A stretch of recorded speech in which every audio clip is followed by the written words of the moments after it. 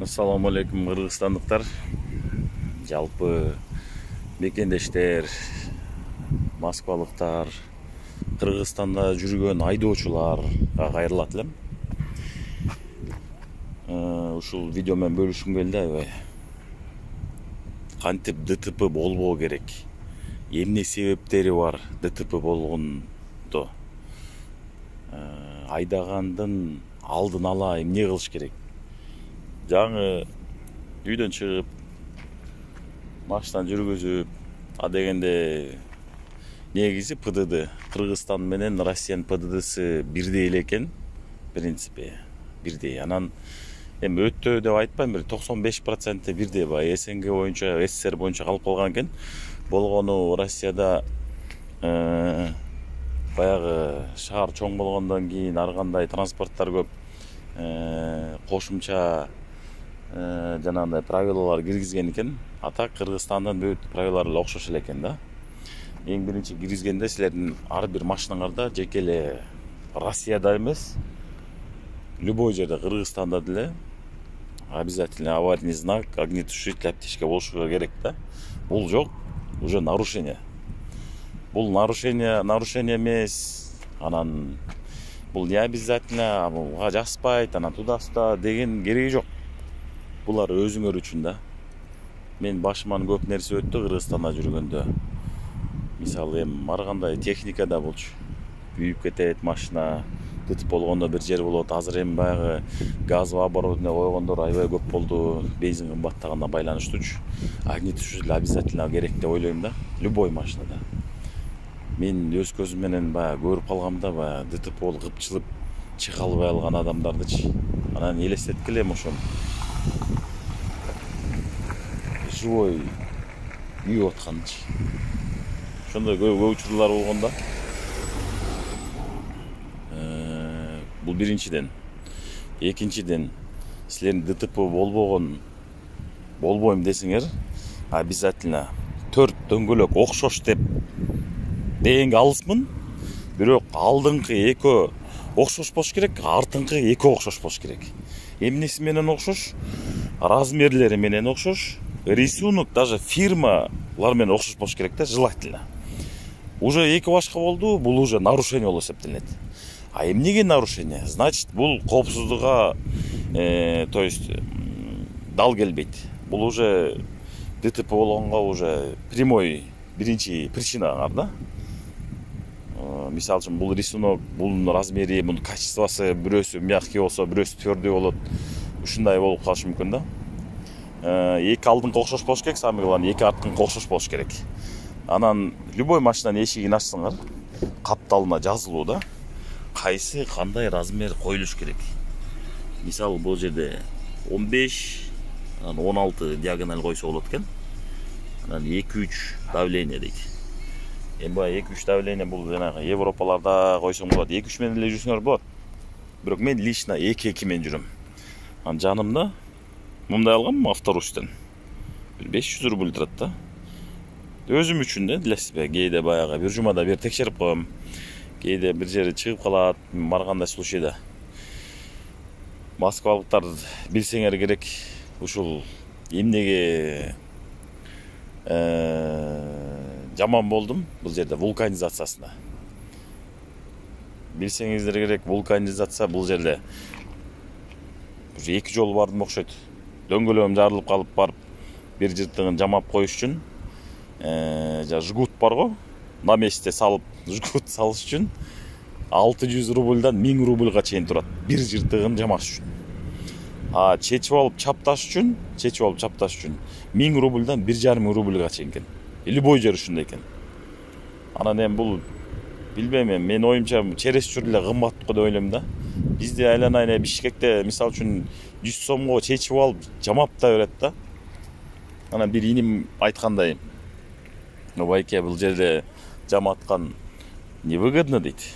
Бул жерде жаңы дөңгөлөк алып алып салган выгодно дейт го. Ошондой ансарындай, ошондой келет экен да. Ошол экинчи причинаңар давлениеңарды текшерип жүргүлө. Мисалы мен 2-2 кылам, значит 4-өө тең 2-2 болуш керек. Мисалы үчүн ар бир жаңы машина байкасаңар, ушу давлениеңарды төртөөнү тең бир калыпта кылгандан кийин, мына даже могу жерде жазылып турат. Мол знак күйсө, значит бир давлениеңер аз, же дөңгөлөк жарылып калган, же давлениеңер аз. Текшертип келе деген сөз. Панель прибордо чыгат. Эми андай жоктору болсо, төртөөнү тең бир калыпта кармап турушуңар керек. Анткени бир дөңгөлөңөр жели аз болсо, уже мисалы үчүн трассада чыктыңар, мында жайдаганда билинбейт. Трассага чыкканда гана бул кетип баратып, рулуңарды обычно повороттон кичине поворот кылсаң ала салып кетет. Мага ишенип кое бергиле, ала салат. ДТП ошондон көп болот. Көп водительдер ушуну байкабайт да. Чындыгында ушуну водительдер байкабайт. Билинбей калып, мисалы буйтаган менен өзү ала салып кетти деп, бирок эмнеден экенин причинасын билбейт. Причинасы ушундан болот. Мындай караганда мелочь көрүнөт, бирок эң ДТП болгонго боло турганын причиналары ушул да. Экинчиден, өткөндө Москвада кетип баратсам, дневные ходовые огни бир лампочкасы күйүп кеткен экен. Бир гай тозот. Тозуп туруп эле эмне фараң күйбөйт дейт. Анан мен дагы аны менен айтча коюп турмун. Эми айтышканда кандай, мына Кыргызстанда өзүм жарым жыл болду келди. Жарым жыл болду келгениме. Анан Кыргызстандагыдай көрүп эле койчу эле, анан эми населенный пунктабыз го дедим, Москвада депчи. Кече мени карап туруп, анан айтып атпайбы, экзаменге жиберейин депчи. Каяктагын айтпачы дедим да. Деп туруп өзүм тык ойлонуп кеттим, өзү российский ПТдин окуган эмесин да, Кыргызстандагыдай болуш керек деп эленчи. Кийин барып кичине ызылдаша кеттим дагы, бирок кой берди.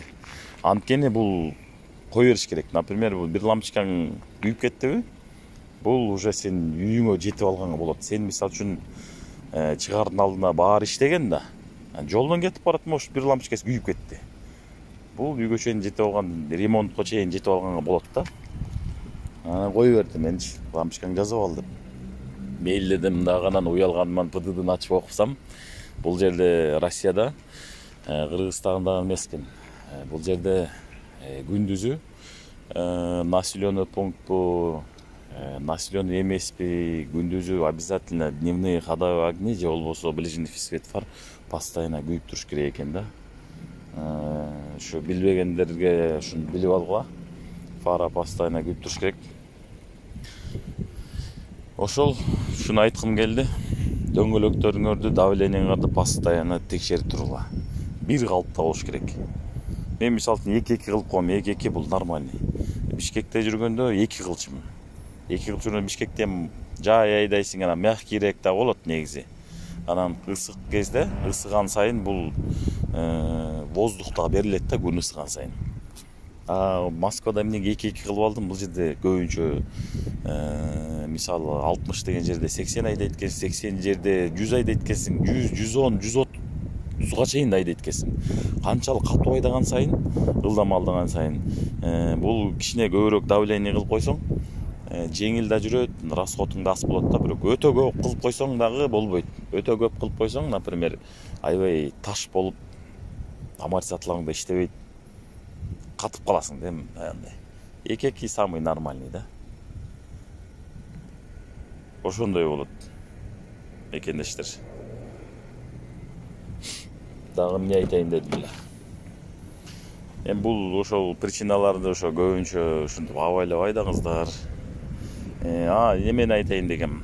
Зимний баллон, особенно липучка дөңгөлөктөр болот го.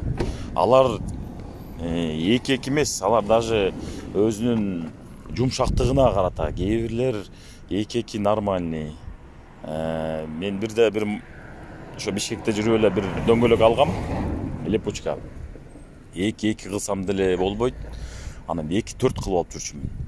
Өзү негизи летний караганда зимний дөңгөлөк липучкалар аябай жумшак болот. Жумшак болгон сайын эми кээ бир водительдер ошону байкасаңар керек. Мына айдап баратканда 60тан өтүп 80дерге айдасаңар, 100гө чыксаңар, например да, летний липучка менен аз давление болсо, солго, кайра оңго тарта берет, турулчу, ойноктой берет. Ойноктобош үчүн бул зимний дөңгөлөк жумшак да. көбүрөөк давление кылыш керек да. 2-4 нормальный да негизичи. 2-3, 2-4 нормальный зимний дөңгөлөктөргө. Анан эми баягы жайкыга караганда уже жайкы дөңгөлөк салыш керек.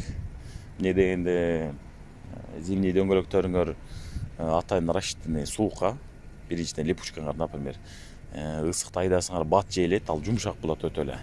Бат жейилип калат. Анан катуу айдаганда бул өзү не рассчитанный да жарылып деле кетиши мүмкүн. Бул техника да. Анан Кудай сактасын да, короче, летний дөңгөлөккө алмаштыра алганы аракет кылыш керек. А так нарушение болбойт буга. Нарушение болот июнь, июль, август, май ичинде шипы менен жүргөн нарушение. Таможенный союздун ичинде кайсы мамлекет бар, ошо Кыргызстанбы, Россиябы, Казакстанбы шипы менен жүргөн бул нарушение. Жайкы мезгилде. Мындай зимний эчтеке болуп кетти, ал нарушение эмес. Ошол үчүнчүдөн кээ бир адамдардагы 1 болту жок, 2 болту жок жүрө бергендерге таң калам. Кантип коркпойсуңар? Ошондой жок болгондо, например, 1 болт, 2 болт, 1 эле болт жок болсунчу, жүрө бересиңер. Анан бул техникада может дөңгөлөк чыгып кетсе эмне кыласыңар? Андан дагы мисалы үчүн 4 болт 4 жакка карап турат, бул балансировка болуп турат да. 1 болтуңар алып койсоңор, бир жерге кичинекей какой-то силерге билбейт, бирок грамм жетпейт. Бул уже мындай шишканы сыяктуу кылып пайда кылат да. Айдаган сайын рулуңа титиреши мүмкүн. Ошон үчүн болтторуңарды карап жүргүлө. Мен көп байкайм, ушу бир болттору жоктор да жүрөт. Бул уже нарушение болот. Буга протокол жазып берсе болот. Кыргызстан бул протокол жазып берсе болот деген сөз уже Россияда деле, Кыргызстанда деле ошол да. Бүт баары бирдей. Ошону айтайын дегем.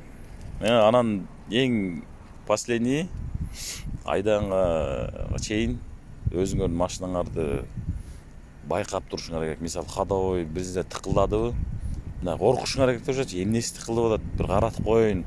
Бир жери бошоп калган жокпу? Ошону обязательно мага берип жүрүшүңөр керек. Анан көбүнчө адамдарды көргөм да, калдырап жүрсө эле айдай берет, качан өлүп токтоп калмайынчачы. Анан байкадыңар эле, кетип барат, мисалы, Бишкекте кетип бараткан, дөңгөлөк чыгып кеткен, шаровой чыгып кеткен, ошондо болот.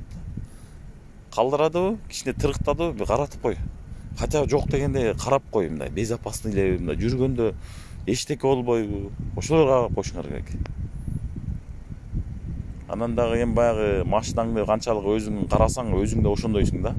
Мен ошондой ойлойм да, баягы. Машина кандай карасаң, өзүң да ошондой адам деп сезем да. Ошол эми дагы кызыктуу видеолорду тартканга аракет кылам, знактарды кандай кылбаш керек, кылыш керек. Бирок эң важный ушул ДТП мен көп көрдүм, ушу Москвада жүрүп жарым жылдан бери 80% кыргыздар экен. Таксиде жүргөндөр. ДТП болгондор эле кыргыздар, баягы эле да. Эми жаман көрбөгүлө, эми кээ бирлер баягы сатып алган деп да айтпайм, эми баягы окубай алгандар деле бар да арасындачы. Ошолорго мисалы үчүн сабак болсун дегеним да. Бөтөн башка мамлекетте жүрөбүз. Анан правилаларын сактап айдаганы жакшыбы дейм да. Ошол, рахмат көргөнүңүздөргө.